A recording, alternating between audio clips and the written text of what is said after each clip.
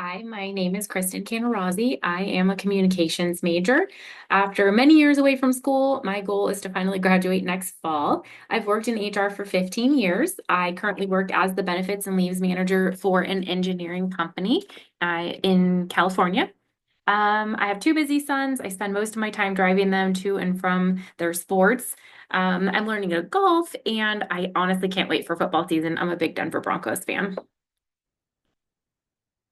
So my leadership assessment revealed that I am a democratic leader. This means that I lead by seeking input from team members and making decisions based on group consensus and participation.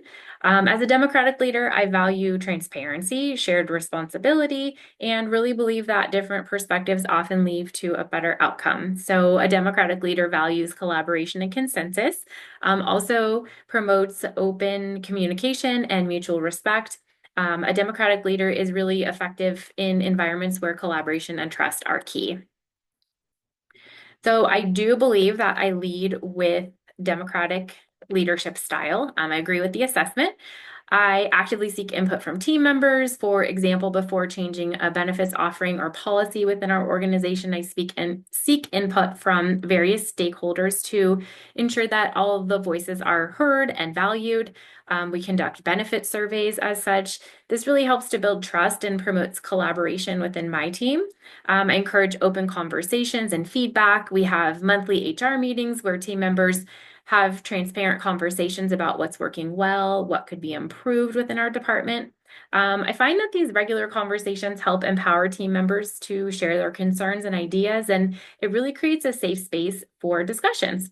I do believe that responsibility is a shared effort. So, to help strengthen accountability and commitment on my team, when delegating tasks, I am thoughtful. I give ownership to others and I really let them share the responsibility and really own the task that is delegated to them. I'm also quick to take responsibility for tasks. I do believe that in a true team, we are all responsible and we do share responsibility. So I support also development and learning opportunities, definitely growth oriented, both inside and outside of my organization. I facilitate trainings for managers and employees, and I really do believe that people thrive when they feel seen and supported. So the supervisor subordinate communication correlation. In the democratic leadership style, communication between supervisors and subordinates is clear, candid, and honest. It really is important that both parties have a willingness to listen and share. So this is a reciprocal communication style. When leaders genuinely listen, subordinates feel heard and respected. This ongoing communication and mutual transparency, willingness to listen, and willingness to share information, it helps build trust and it keeps the team well informed. This feedback culture that is created ultimately ends up leading to higher engagement, performance, and job satisfaction. And as Kramer and Bissell pointed out, a recent study of hundreds of working adults revealed a strong relationship between bosses who promote upward and downward communication through democratic and friendly style, and subordinates who report job satisfaction and reduce burnout. In the democratic leadership style, there are some challenges. This a big challenge would be the time constraints. So involving team members in decision making can really slow down the decision making process. There have been times when I've had to make an urgent decision regarding an employee's benefit deductions due to a payroll deadline and haven't had time to consult with everyone on the team. Had I stuck to the democratic leadership style, we would have missed that deadline. Sometimes there can be some role confusion within the democratic leadership style. So when decision making is shared or perceived to be shared within a team, it can sometimes blur the lines of authority. So on my team specifically, we had a team member who treated others like she was their supervisor when she was not, because she was involved in so many decision-making conversations. It seemed that she thought she had more authority than she did.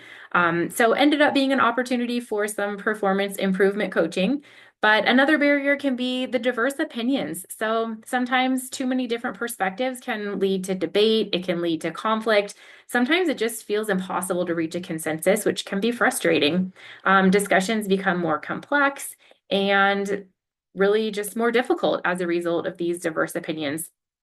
So to be a successful democratic leader and overcome these barriers, it's important to find a balance between managing the group input and the discussions, but also while keeping that communication productive and ultimately aligned with the organizational goals. So just some closing thoughts. Democratic leadership creates a collaborative workplace. It empowers employees by truly valuing their input in the decision-making process. Ultimately leads to increased motivation, job satisfaction, and commitment to the organization. It is important to remember that effective supervisor-subordinate communication is key to democratic leadership. This is both upward and downward communication, as I mentioned. It builds trust. It ensures that everyone is informed and remains engaged with the team and the tasks at hand.